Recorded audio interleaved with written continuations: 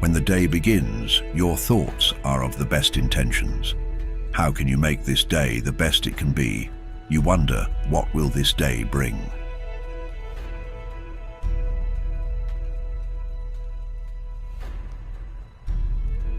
Your family awaits you in the distance, coaxing you to run to them and join them in some early morning shenanigans. This is what families do. Off to the fields to dream of being an airplane pilot or an astronaut. Whatever you want to be, it's your imagination, and it can take you anywhere. Run to the lake to join everyone in a game of tag or hide and seek. Celebrate your victories, dancing around foolishly in celebration antics. Chase down your family at the beach, fling kites, feeling the ocean's breeze hit your face. Being a child is an amazing experience. There are many children who have had this experience taken away from them by CPS. They will never feel the attachment to family the way they should. They are being robbed of life's precious experiences, and people are alone. As the sun sets slowly, and so many are anticipating the new day with their family, there are so many others laying there wishing that they could be with their own families. This torture needs to be stopped. These children will wake up alone and fight the world by themselves instead of surrounded by the family God gave them. We must abolish CPS and stop neglecting children who once enjoyed living with a family of their own. Studies show we are destroying these children, not helping.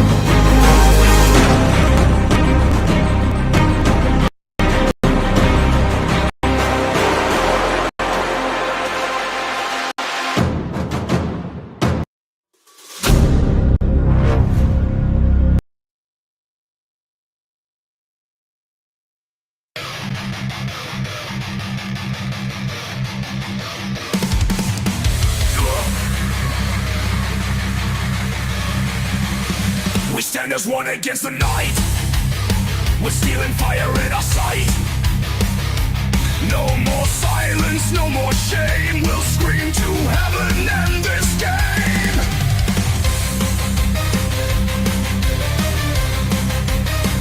Our team is strong, you're not alone. Tiff and Spanny taking control. Vinny, Herbert, Daniel too. Kim and Gunnar bring us through. Rise up, shout loud, don't tread on me. We're hunting justice, we will be free. No, no more tears, no more despair. We stand for Kerry, we're always there. CPS victims, hear our call. We break the chains, we stand tall. Through the darkness, find the light. Now we have Brenda, we are ready to fight. For every child taken away, we rise against the breaking day. Punisher leads our fearless flight. With hearts of fire, we'll make it right. Rise up, shout loud, don't tread on me. We're hunting justice, we will be free. No, no more tears, no more despair. We stand for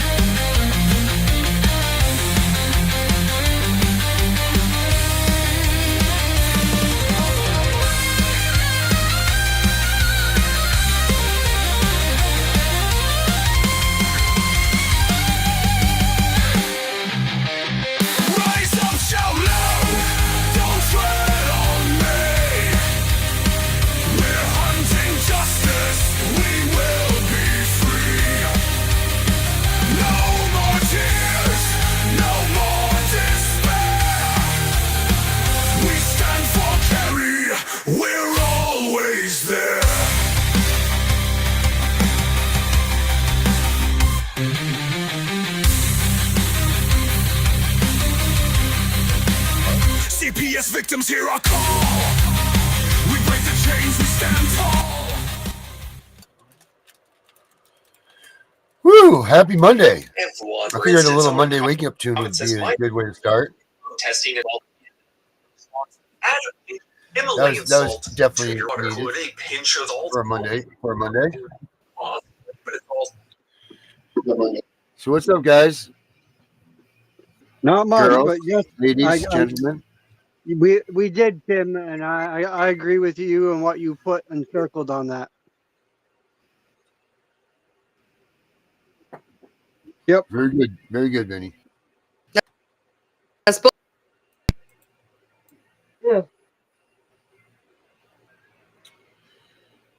So It's a bunch of fucking. anything new in the news? What do we got for new news? New news. It's all bullshit. 24/7 hours of bullshit. Let's have bullshit o'clock. It's bullshit here, bullshit there, but we know we still got to fight it. We still got to do stuff to stop it, and still got to do things to try to change it. So what is it that we were coming up with for that? Well, I mean, I'm kind of interested in this guy that I watched today. Yeah. Who's been Yeah, but I out mean, Trump just traveling changed the that world. one. What are they?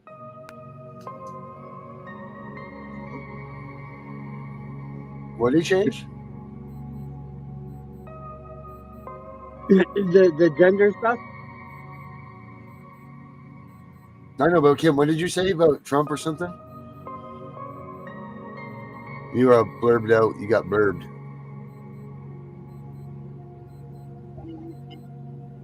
Can you hear me? I can hear you now. Yes. Yes, we could hear you. In and out. But we hear you. Some here and there. Mr. Herbert? Herbert's in the house. Mr. B, welcome, buddy. Hello, how are I'm you? doing all right.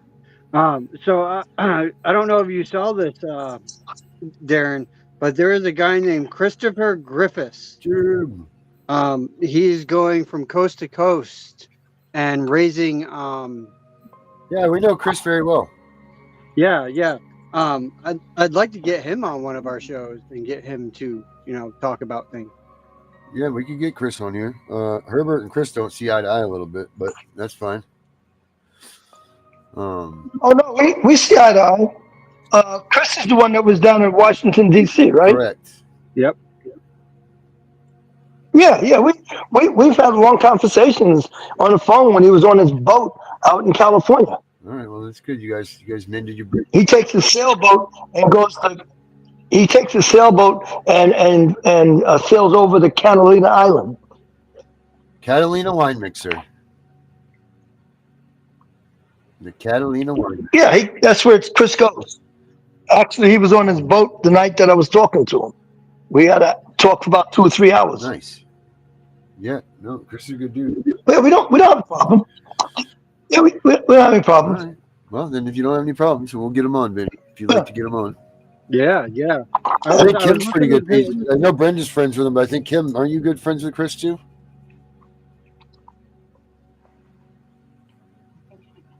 I'm pretty sure Kim is also friends with Chris.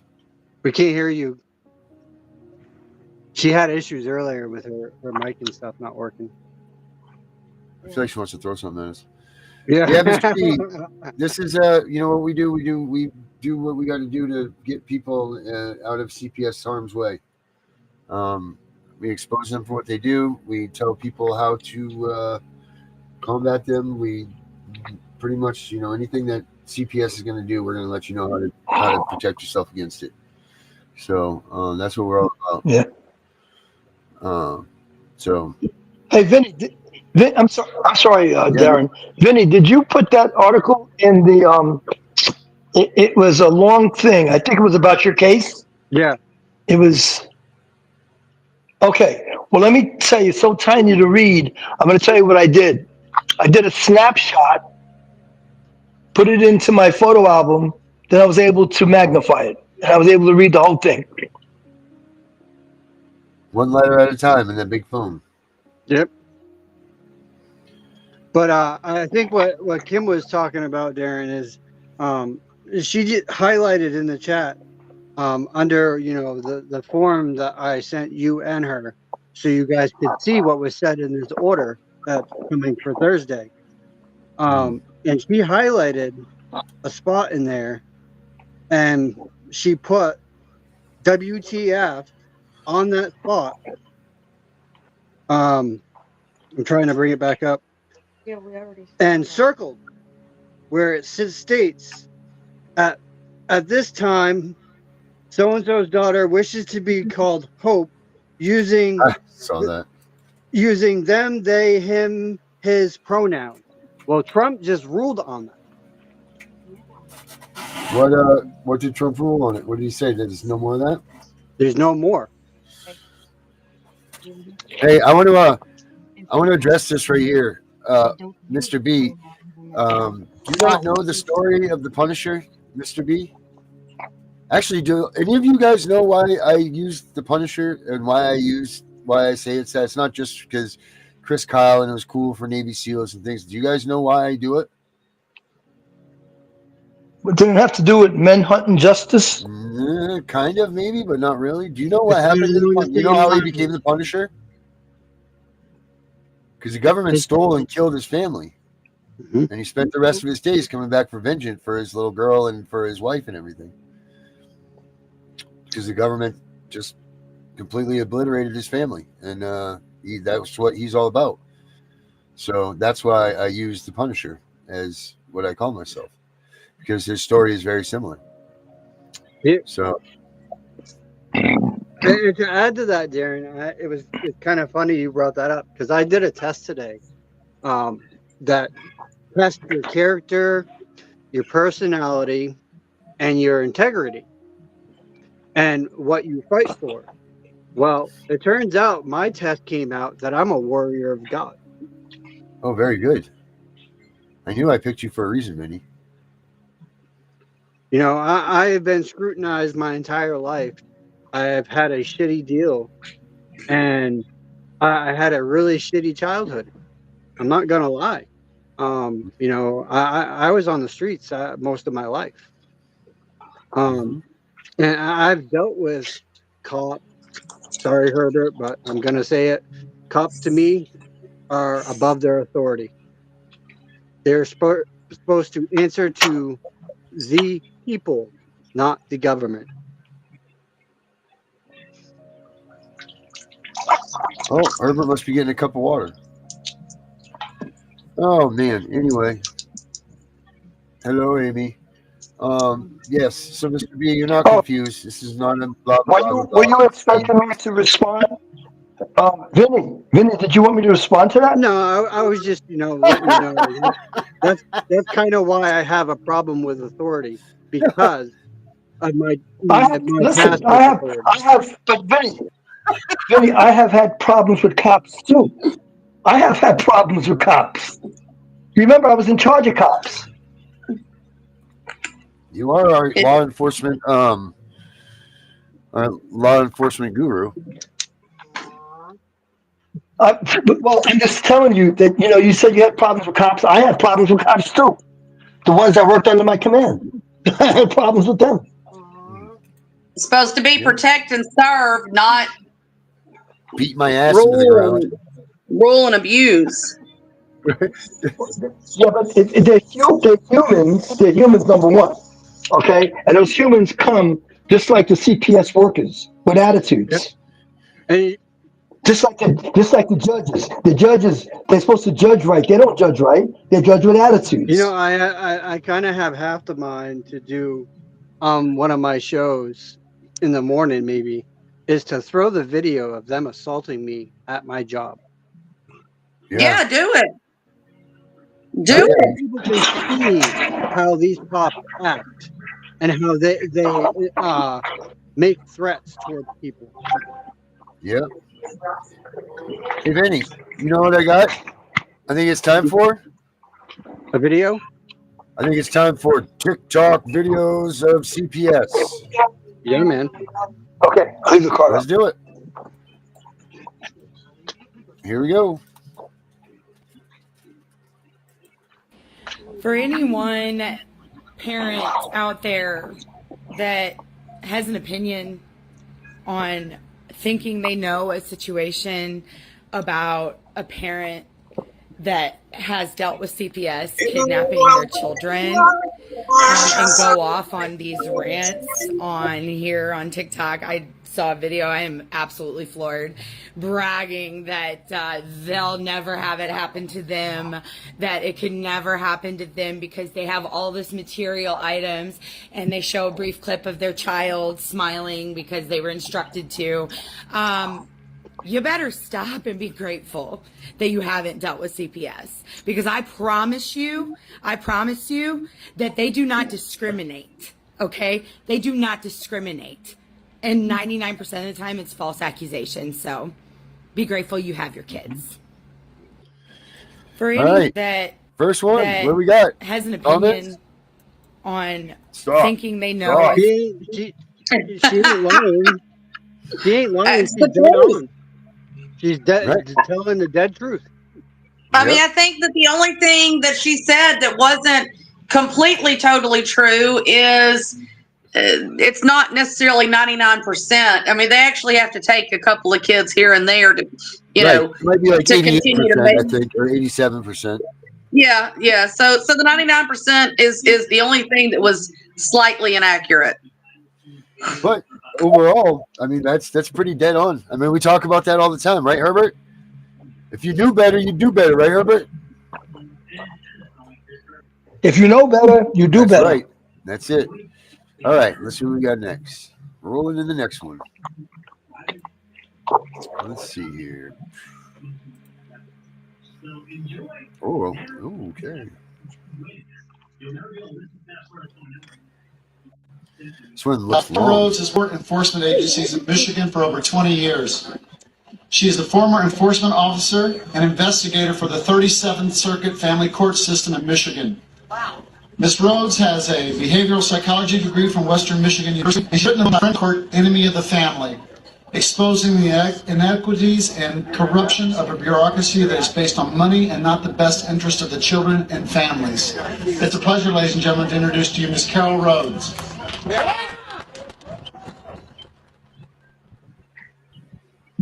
Thank you. My purpose today is not to dazzle you with my oratorical brilliance and skills. I merely want to say that I came to the 37th Circuit Family Court to make a difference. I was well qualified and hoped to be able to help Michigan families of divorce and separation, but early on I realized that the system was not designed to friendly or honest conciliation were ever allowed in the family justice system between caseworkers and clients. It was all about money. How to get the federal and state tax dollars that were allotted each case for enforcement. In fact, our director would say regularly, we aren't the friend of the family, we're the friend of the court. We stumbled over ourselves trying to get more Title 4D cases on our records and to increase the child support orders because the federal government granted huge allotments for each case we enforced. In the years I worked in the system, I witnessed regular deception to clients that was mandated by office policy. I saw gender bias and discrimination. I saw records destroyed. I saw office policies and rules change from week to week for the profit of the agency. I saw hundreds of pleas for parenting time or enforcement get buried because there is no money in enforcing custody or visitation issues.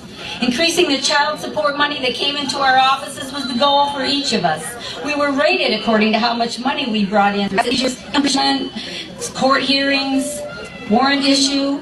We wrote the orders and then we judged our efforts. My director proudly told me that the Child Support Enforcement Agency was the darling of the circuit court and that we actually made money for the judge and the court, unlike the sheriff's department and so many other county agencies.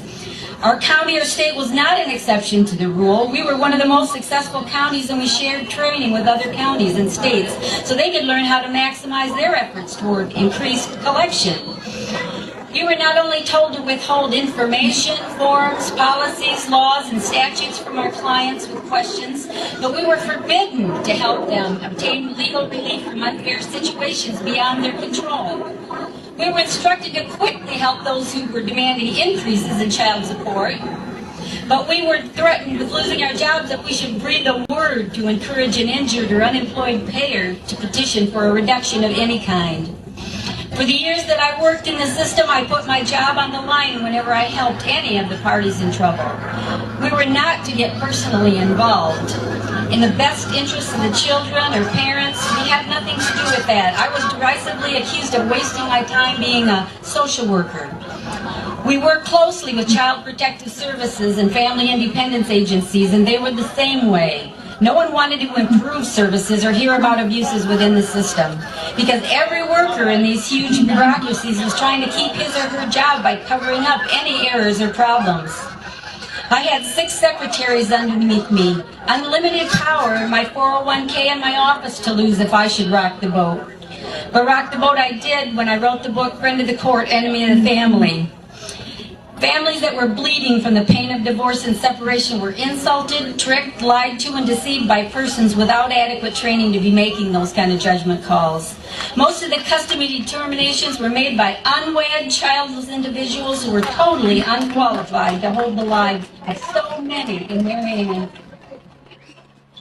Determinations were made on the basis of the most child support that could be ordered for each case. Fathers or non-custodial parents were stereotyped as payers only. The court and most caseworkers felt that fathers were unnecessary and possibly dangerous for the children to have contact with. This is an adversarial system. It encourages parental alienation in court battle. It's an elaborate game of winner versus loser. Attorneys coming into the picture further divide the already fractured family and insulate the parents from communicating with each other. After attorneys become involved, new and creative charges of abuse, neglect, and addiction enter the picture.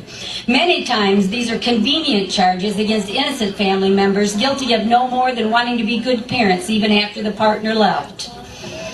I heard many unwed fathers tell me that they begged the mothers of their children to marry them, but that the mothers were unwilling to give up the welfare check in exchange for a husband and father in the home.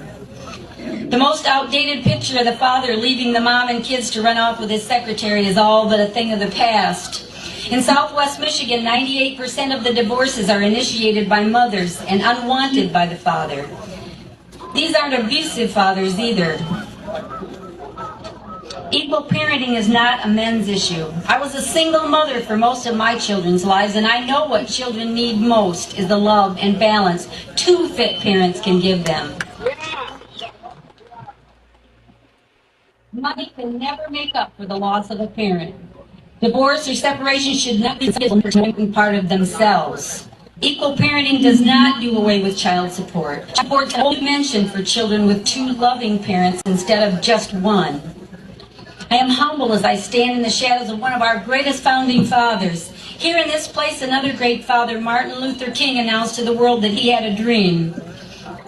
Well, Mahatma Gandhi told us that we must be the change that we want to see in the world. Are you willing to be that kind of change? Thomas Jefferson said that we only have the rights we're willing to fight for. Our Constitution gives all the right to life, liberty, and the pursuit of happiness. But for some children, the right to have 2 loving and involved parents in their lives has been usurped by the courts. Courts rule according to precedent, and the precedent has been biased against one parent in the past, branding him or her the non-custodial parent. Parenting by 2 fit and willing parents is what our courts and agencies must go back to believing in. Laws and fiscal policies must not facilitate conflict and adversarial relationships between parents. It's only a matter of time before the civil rights have been restored. Thank you. Oh yeah, no, we've seen that one before, but man, she hits the nail on the head. The most targeted family right now. Rhodes has worked with child custody and support enforcement agencies in Michigan for over 20 years. Family She's a former enforcement officer and investigator for the 37th Circuit Family. She is a former enforcement officer and investigator for the 37th Circuit Family Court System in Michigan. Wow. We see the court. We aren't the friend of the family. We're the friend of the court. We still. Rhodes has worked with child custody and Now what you saying? There, Jesus Almighty! I said the, number one. I didn't hear what The you number said one before. targeted. The number one targeted The number one targeted family right now, the number one targeted unit is a dual family, a dual parent home. That's the ones that they're going after. They're stripping the father out of the home. They kick the father out. They separate him under the words of domestic violence or things like that, and they cause things to happen, like happened to Kim's friend Chris. Like he just it's ridiculous what they're doing. They're destroying the family. They're called the Division of Family Services for a reason. Just think about that. I mean, the reason they do that though is because a divided whatever family, country, whatever is easily conquered. If you're united, if you have everybody together, and I can't tell you how many parents I've talked to where they've been told, I have to kick my husband or my child's father out, and I have to stop having something to do with them if I want to get my child back. Yep, that's just asinine. That shouldn't be anything in there. What about you, Herbert? And then, What's your thought? Oh, Melissa, I agree. Melissa, her situation, she ended up, they tried to make her marry her child's father. They were sitting there trying to make them get married, and then after they got married, they wanted to say because they were married that she couldn't get the kids back because he's a sex offender and she's associating with a sex offender. Jesus Christ. After That's she so sat there terrible. and tried to have everything separate so that wouldn't be a factor, they still sat there and forced them to get married so that they could make it a factor. Wow. That's what they do. We wondered, me and my wife sat there because they did the same thing. Domestic violence. You two need to be separate or whatever. So we played the game, and we were sitting there wondering, like, what would a judge think? Because, we were new to this. We didn't realize that this was even real. And why am I still Vinny? We were sitting there, we were wondering, and I was like, how can any judge sit there and think that a single family, like a single child, a single family, a single mom or a single dad is stronger than a couple together? And these courts don't think that way.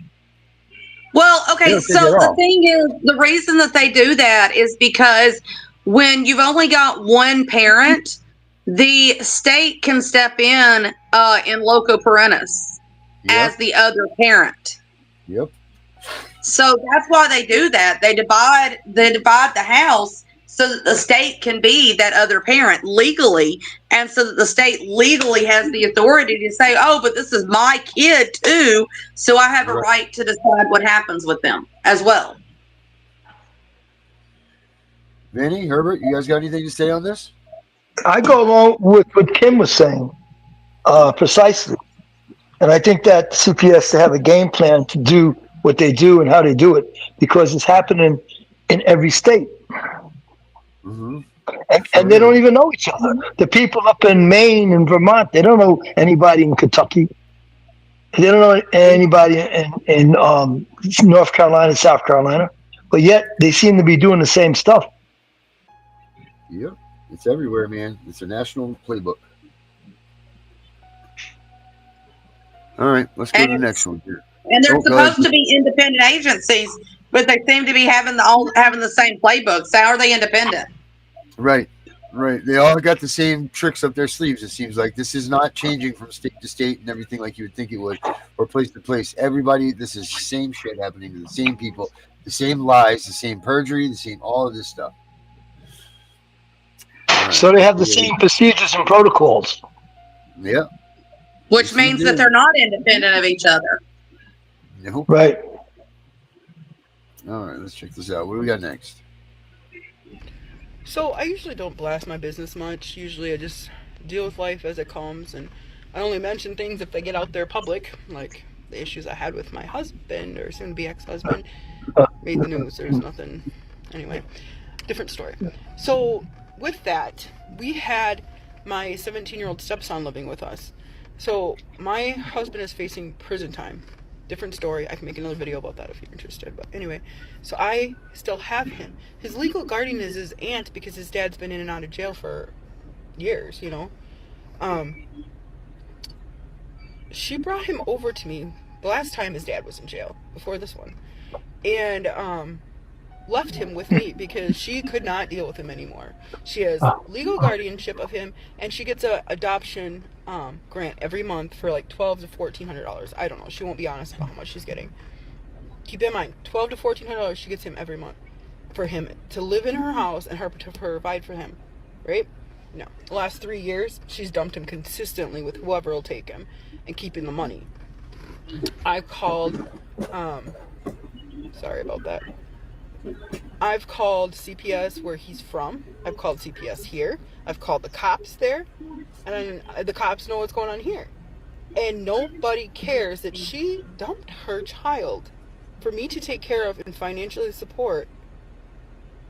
And she has legal custody of him and is collecting $1,400 a month to take care of him. Yet I'm paying for him. I just paid off his driving school. That was like $600, you know? And she gets $1,400 a month. I'm on disability work part-time, you know? I've been sick off and on for the last 5 years, like bad sick. Like I keep laughing and saying I am like a cat because I've almost died like 4 or 5 times in the last 5 years. You know, got 4 lives left. No, seriously though, I don't know what to do. I can't afford a lawyer. And I think it's really unfair that she gets to keep this money and dump her child somewhere. Why? How is that legal? How is that legal? I don't know. It seems unfair. And this is what irks me even more. This is why adoption is so difficult for people who actually deserve to be parents, not like this witch, you know, where they get children and then just dump them and take their money. Like, there's people out there that don't even care about the money. They just would love to be able to adopt a child. And then you have people like this who are just abusing the program so bad, you know? I'm really frustrated. I don't know what to do. I can't afford a lawyer. And yes, I do feel we should be getting that money every month so I can take care of him better. He's not going without anything, but like his iPhone broke. I can't afford to replace that. I'm just overnight, so I'm looking for a used one I can afford, you know? If he was getting that money, he could have went out and bought a new one at Walmart for like $200 or $300. It wouldn't have been like the top of the line iPhone, but it would have been, you know, something to use. It's just frustrating. Everything that I do for my kids, I have 3 kids of my own, and then I have my stepson, so I have 4 kids now. Everything I do is for them. I bought myself 2 pairs of pants recently. For the first time in 5 months, I haven't bought anything for myself, like clothes-wise or anything. So I bought 2 pairs of pants. You know why I bought them? Because I started a new job and I had to have certain kinds of pants for that job. Like, I give them everything I have. You know, my oldest too. I don't know. Does anybody know anything about this system or stuff like that? Like, it's just... Someone just parked next to me and I'm trying to do this video. It's like, come on, I'm waiting to... All right, thoughts? First of all, am I correct to say she's just a stepmother? Am I right? Yeah, it sounded that way. Okay. The husband's in jail, incarcerated. Am I correct? Sounds that way. Good. The mother, the natural biological mother, is still alive and well. Am I correct? I don't know if we know that. Well, who gets the money? Some lady got the money. Isn't that the biological mother? The aunt. The aunt. Okay. So the family member went down, petitioned whatever, and said she's taking care of the child and was able to get the money. Yeah. Good job, Herbert. Good. Now, the aunt turns around and says to the mother, well, you know, the stepmother, could you take care of him? So actually, her gripe should be with trying to work a deal with the aunt to get some money out of the aunt to help her out. It seems like the aunt's not willing to give it up, is what it seemed like. That's right. The aunt's not willing to give it up, and I don't see even if she had the money for the attorney, what an attorney would do. Kim, you tell me. Well, she could actually sue the aunt for the expenses that she's incurred for the child that is not biologically hers and is not her responsibility, she could file a petition for custody of the child and file to have all of the adoption subsidy funds to be filtered to her instead of the aunt, but she's going to have to be able to prove that the child is primarily with her. Right. And she could do that without an attorney. Am I correct? Absolutely. What about reporting her for fraud? What's the fraud she part? Can do that. She could report it. She doesn't have. Well, the fraud is accepting the funds when she's not the primary caregiver for the child. She's going to claim she is the primary because she keeps asking that other lady, could you watch the child? Could you watch the child? So she's just going to say, well, temporarily I have to watch the child from time to time. Yeah, well, and that's where stepmom would have to be able to prove that she's got primary custody of the child or primary possession of the child. If the child is with the stepmother, generally, so standard visitation is 4 days a month. So out of the 30 days in a month, if stepmom has the child more than those 4 days, I mean, if she has them 6 days, that's one thing. But if she's got the child, 20 of the 30 days, then that means that the child is primarily with her. So basically what she would need to do is she would need to go based off of Social Security calculations to determine if she would be able to claim the child as a benefit. A dependent. And if she was, then that right there would qualify as her having the child more often than the aunt did. And then the other thing is she could say to the aunt, no, I'm not taking care of the child. You're getting paid to take care of the child. You keep the child. The child can visit once in a while, but primarily that child stays with you because you get paid. That would hopefully squeeze it. She could, if she documented every single day, got the child at this time, the child stayed from January 1st until January 12th, went back to aunt from January 12th until January 14th, came back on January 15th, had from 15th to 22nd. If she made those documents and she had proof of this, such as she had school records that she was the one that took the child and dropped them off or picked them up from school, doctor's visits, things like that, she could establish that she's actually the custodial provider, and she could actually go after that money. But what she could do in the meantime would actually be a civil suit against the aunt for the money that she's getting to help her offset some of her expenses, because another child, one child is expensive. This woman's got 3 children of her own. So since she's got 3 children of her own, one more kid, that's taken away from her own biological children. Yep. Exactly. And that one child is not getting quality time or quality care. Nope. Right. All right. Let's see what we got next here. When Allie was put in foster care, Allie. I was advocating for her, and I was reporting back, and I was writing reports and turning in reports to CPS based on the abuse that she was telling me that she was experiencing while in foster care. At first, they embraced me, and they were allowing me to have visitation with her.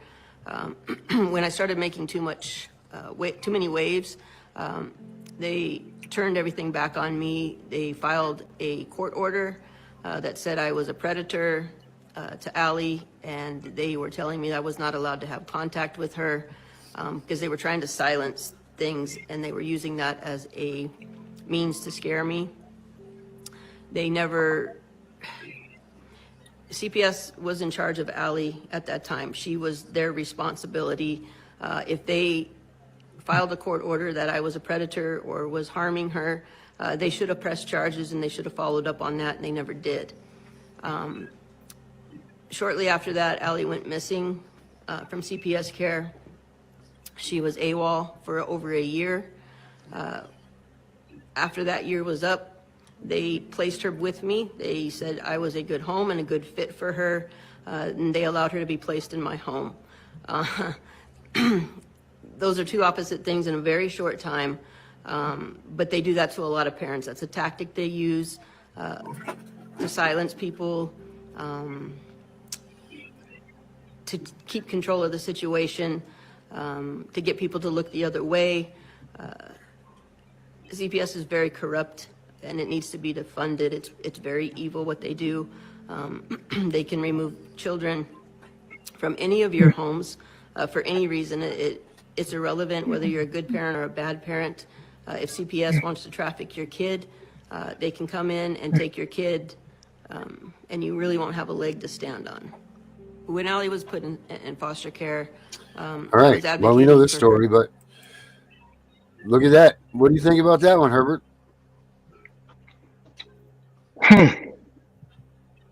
Let me bounce off of Kim. You know, honestly, it doesn't surprise me that they're making statements like that. It's you know, the moment that you try to tell them that they're violating your rights or they're not doing things the way they're supposed to, they're going to turn on you. And it's classic narcissistic tendencies. And I think that that's probably one of the prerequisites to be hired on as a CPS worker, is that you have to show narcissistic traits, because nobody in their right mind who's not a sociopath or a narcissist could do those kind of things to a parent. So it sounds like it's very subjective. To me, I call that subjective reasoning on the part of CPS. Well, I mean, yeah, it is subjective reasoning, because the entire goal of the caseworker is to get that bonus. And as we found out on my show on Friday in Alabama, CPS workers, for each child that is adopted out, the worker themselves gets a bonus of $5,000. And the average CPS worker in Alabama has 100 cases per year. With what is it, 87% of those, or excuse me, 12% of those children, only 12% going back. So 88% of those children end up having their rights or their parents' rights are terminated to them. So that's a crap ton of money that is going in their pockets. So that's why they have a subjective, a subjective way of looking at this is, bitch, you're trying to fuck with my money, and I'm not going to let you fuck with my money. Right. Now, That's now, it. Darren, did you notice what Kim said? Forced it out. You remember we had this dispute, you and I said that every time they go out for adopted out. Remember you said every time they get a foster care, they get money, and I said no, it's when they get the child adopted out. That's when they get money. No, they get money for foster care also. That's why they put them in the foster. Yeah, they do. They do get it for foster care as well. It's just the caseworker themselves, the actual person who's working the case, doesn't get their bonus until the adoption is done. CPS gets the money from the day that. Yeah, from the jump. Not CPS. Not CPS. Darren and I were talking about the worker, and I said the worker gets money after the child's adopted out. Herbert, you didn't even work about a bonus, so don't even start with that shit. We were the ones telling you that the bonus came to the workers once they adopted them out. If you remember how it went correctly, you had nothing to do with that. I'm agreeing with you. I agree with you when they adopted out, but not when they're foster cared out. You were saying to me once they foster care a child, they get money. I said no, they don't. They get it when it's adopted out. I've never said foster cared out ever. Vinny, have I said foster cared out? Okay, then every time they take a child, they get money. Yeah. And I said no, they only get money if that. Every time they take a child, they don't get extra money. They get it when that child is adopted out. The agency themselves gets the money for the child being taken. The caseworker, once the caseworker completes their assignment, which is to have the rights terminated, the caseworker then is able to get that bonus, because then that child is now adoptable, and 9 times out of 10, the foster parents are the ones that adopt them. Yep. Right, and once they adopt them, then the individual personnel Right. gets money. They get some And Hey, bonus. who and knows? Yeah, They could that's have what I read. bonuses for after all kinds of things. They could have bonuses for people with blue eyes that they get into the system. Who knows what they have bonuses for? The bottom line is they have bonuses. Period. End of story. and All right, I tell you what. Why don't we agree? Why don't we agree that they get money, extra money for doing certain things? We'll leave it like That's the that. way it's always been and said. We don't know. and then the Yeah. the the fosters, once they adopt, isn't that supposed to be their child, and now it's their legal responsibility, their financial responsibility?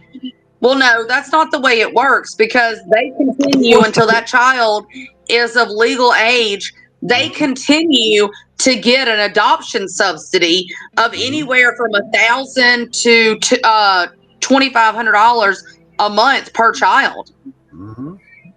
I have a parent that she adopted a couple of children out of foster care.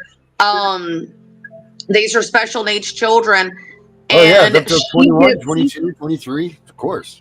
she gets, her and her partner adopted 10 of them, and she gets I think the number was like close to $15,000 a month to take care of these children. They adopted them 7 years ago. wow. Wow. Yep. Wow. So it's fair to say And that they get bonuses.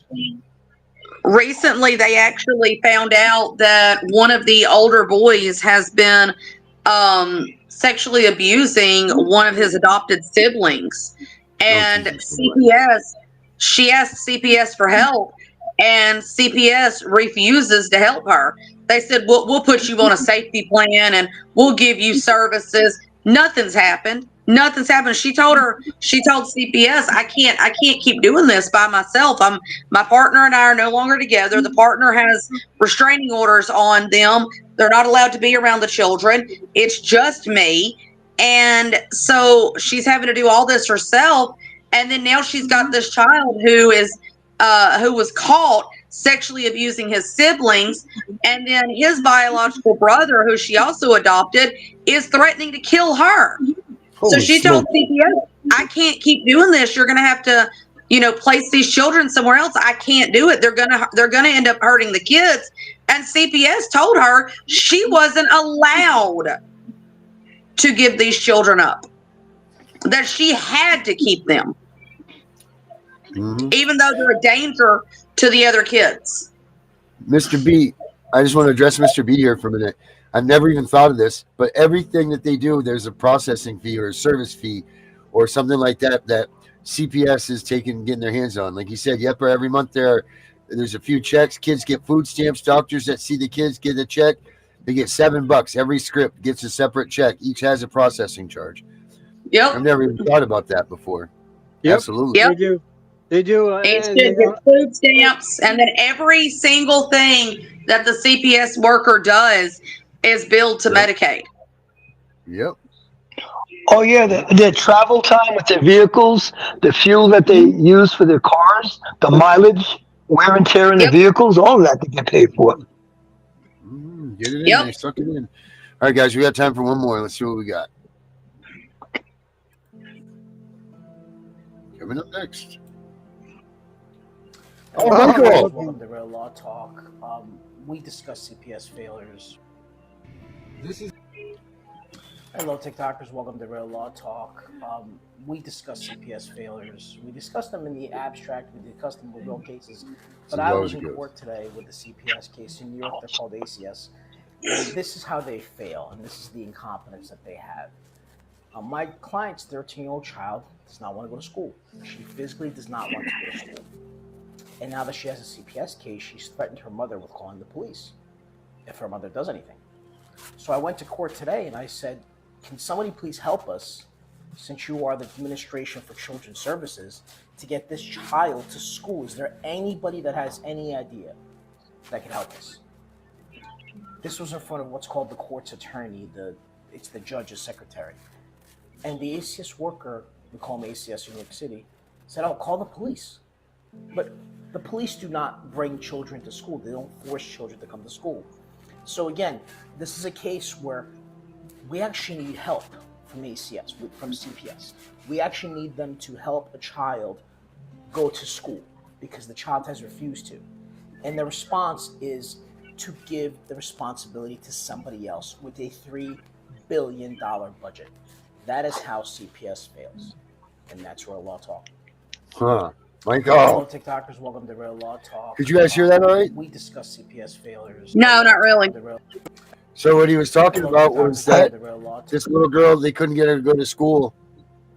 So they went to CPS for help, and they passed the buck on to the police department and tried to get someone else to do it because they didn't want to do it. CPS did not want to help the child out, and they were there to ask for help for the child. And CPS didn't want to do it. I asked CPS, my older stepson, or my middle stepson, excuse me, he had a lot of issues, and my youngest stepson is a sociopath. I contacted CPS because their mother had passed away, and my now ex-husband, their father, refused to do anything to get them any kind of psychological help because his dad had him thinking that a man who goes to therapy is a pussy. Pardon my language, that's his words. So the boys were not allowed to go to therapy to get help. They were not allowed to speak about their mother. They were not allowed to have pictures, any of her memorabilia, anything at all that belonged to her. She died. She had to be completely wiped from their memory. And so that caused quite a few issues with the kids. And I contacted CPS and I said, look, I don't know what to do with these kids anymore. They're having so many issues. I've done everything I know how. He won't let me get them this help that they need. Can y'all please come in and help me so that he can be forced to let these kids get the help that they need? And they didn't want to do it. They didn't want to do it. They finally ended up doing it after I bugged the hell out of them for months and months and months. Well, they ended up wanting to put my middle stepson into a psychiatric facility. He was in a psychiatric facility for almost a year. They broke his clavicle while he was in there. And when we found out about this, we immediately withdrew him from the hospital, and CPS took him from us and put him in foster care. Oh, my Christ sakes. He was being abused by the hospital. He wasn't being helped. He was constantly being drugged. He was being physically assaulted by the staff.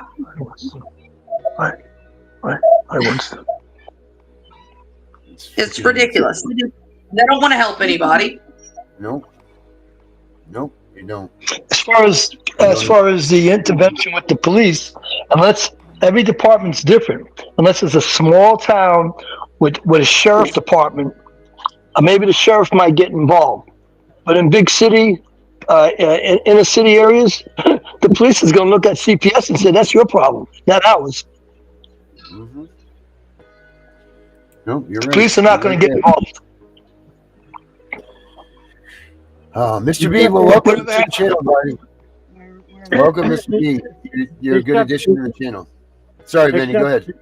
Except here in Maine, it happens to be the Cumberland County Sheriff's Office, which also work out of Portland, which is a city. Yep. What would they do in a case like that? Do you think? And what do you think they would do? Would they go and take the child to school? Oh yeah. Oh here? Oh yeah.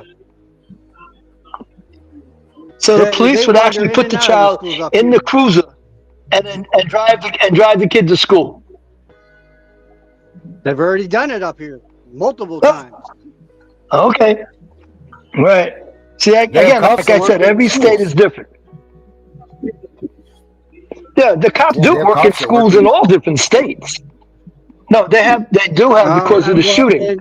So they have cops working in schools.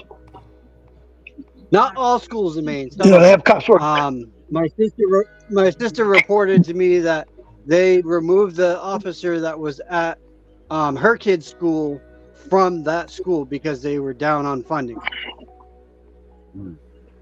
There's a reason why they're down on funding, because parents are pulling these kids out of school because they are teaching our children something that our president voted against. Yep. Oh, man. They are intentionally trying to distort the mentality and reality of our children, and they're doing it because they're trying to create more. They're trying to create children who, when they grow into adults, they're people that CPS can say, "Oh, well, you think you're a man and you've got a vagina? Well, then we don't need to let you have kids. So we're going to take your kids from you." They're trying to, it's a rotating system.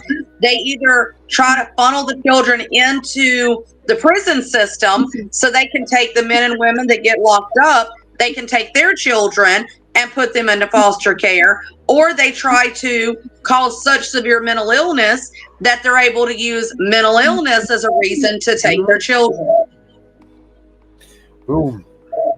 You got it all the way around. Doing the same thing with the substance abuse, all of that stuff. They're just putting everything in a nice little wheelbarrow, just blinking it all. That's why substance abuse is jailable instead of fixable in their eyes.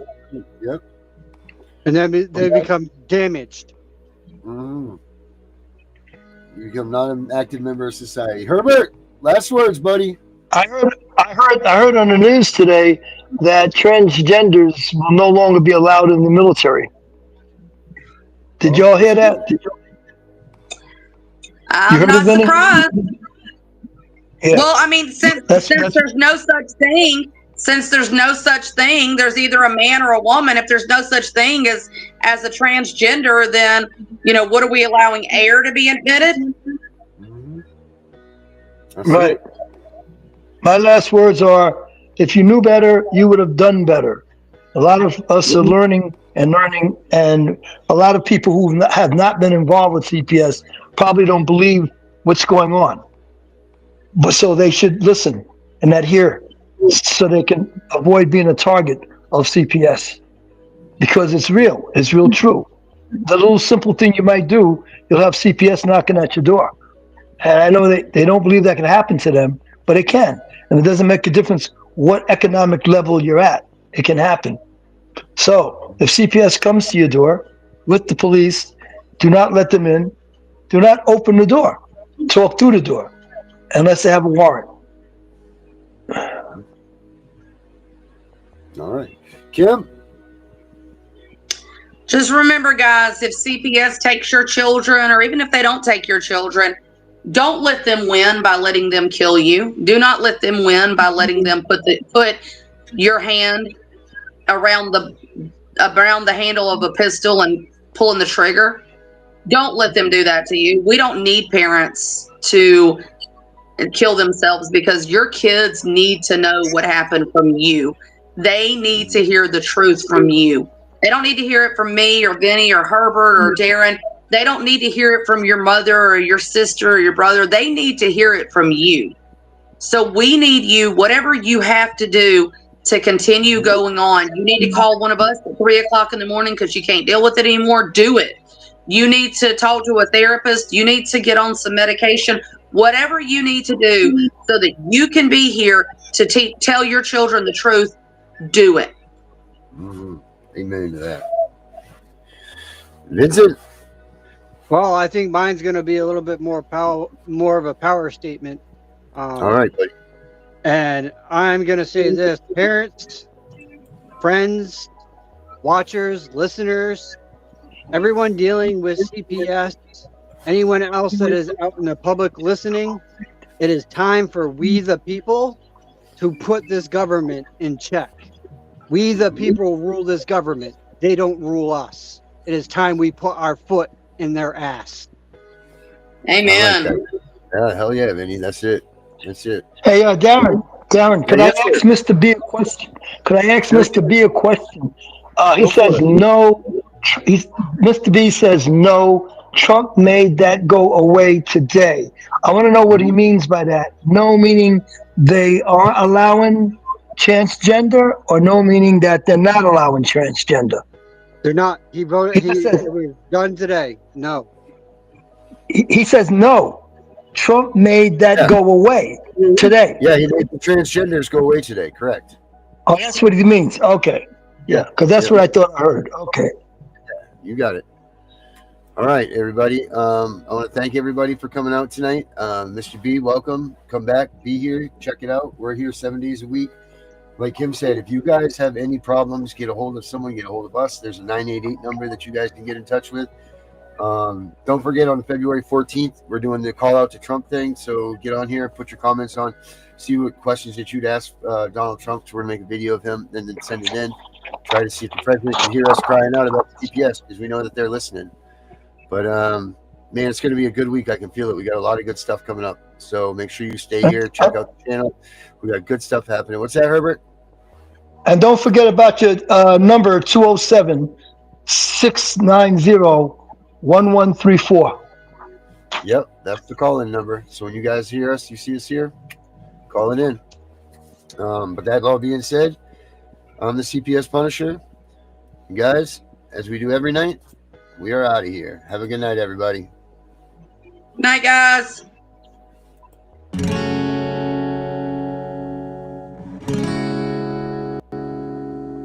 Let's go.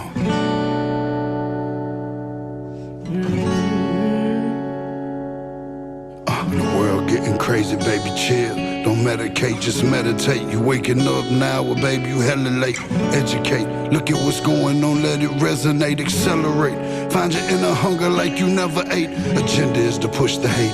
Separate and segregate, don't celebrate quite yet. The storm is coming, cue for heaven's sake. Violence that they demonstrate, instigate and penetrate the values of our country, and our God is what they desecrate. My fighters ain't no featherweight, pulling out the seams of the fabric that they fabricate. They feed us lies, manipulate, intimidate through fear and force, forcing us to sit and wait till we come together, congregate, then we liberate. Praying that you give me strength to find some love amongst the hate. Marching on the streets of blood till I see the golden gates. Troubadour, troubled souls, one of God's servants. Blades out, cut the grass till we see the serpents. One day I hope you see the truth.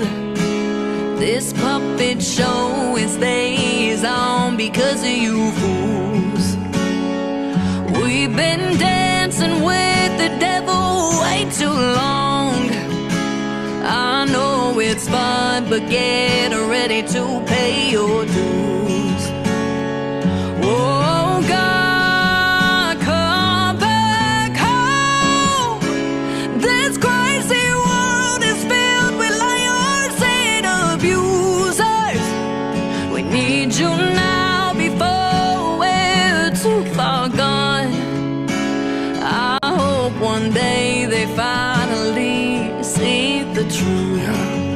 God, we need you now. I know the truth is hard to swallow, just digest it. Suspected something's going on, chose to just neglect it. Deflected by some breaking news, oh, we just accept it. Expected just to fall in line and follow their perspective. Don't question their objective, but I got a lot of questions. How these kids molested, but nobody's been arrested. Read it in the testament, these children are protected. So I'm fighting all these terrorists, both foreign and domestic. Refuse to be directed, lying not a sheep. Only kneel to my God, so I'm dying on my feet. Silence when we speak, but there's violence in the street. I've been rolling with the punches, I can't take it on the cheap. Nah, drink from a glass half full, I'm optimistic. People are sadistic, so vicious and malicious. Praying for assistance to overcome opposition. No, I'm gonna start resisting, and then I'll pray for forgiveness. One day I hope you see the truth. This puppet show, it stays on because of you fools. We've been dancing with the devil way too long. I know it's fun, but get ready to pay your dues. Oh God, come back home. This crazy world is filled with liars and abusers. We need you now before we're too far gone. I hope one day they finally see the truth. God, we need you now. We need you now. We need you now.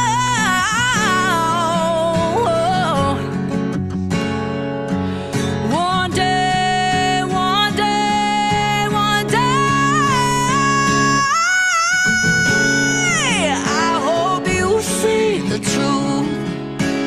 This puppet show, it stays on because of you fools.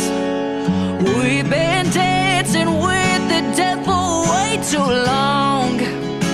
I know it's fun, but get ready to pay your dues.